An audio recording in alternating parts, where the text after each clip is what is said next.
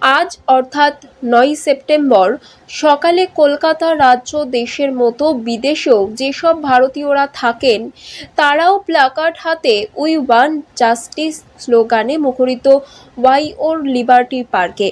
বলা বাহুল্য, আরজি কর হাসপাতালের মহিলা চিকিৎসককে ধর্ষণ ও খুনের বিচারের দাবিতে কলকাতা রাজ্য দেশের মতো ঠিক বিদেশের মাটিতেও আছড়ে পড়েছে প্রতিবাদের ঝড়। ডাক্তার পড়ুয়ার নির্মম হত্যা নাড়িয়ে দিয়েছে দেশ বিদেশের মানুষের বিবেক। দেশের বাইরে থাকা ভারতীয়রা কি বলছেন আরজি করের নির্মম ঘটনাকে নিয়ে, শুনুন। It is pretty much prevalent in the northern part of the country as well, where the political system actually empowers the next layer, which are basically goons and things.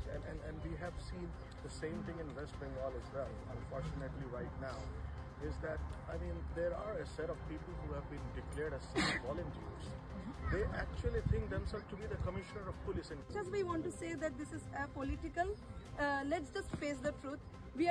We should be very thankful to that person or the group of persons who actually stopped that car that day from going out of the hospital. Otherwise we would still be thinking that it's just a suicide.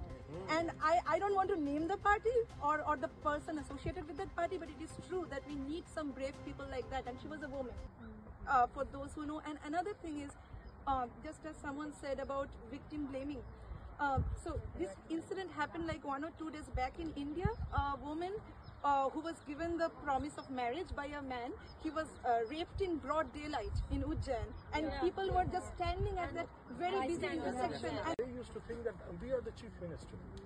So despite of the fact that we have a very regulated IPC, but it's not implemented, and that's because of the corruption on the ground.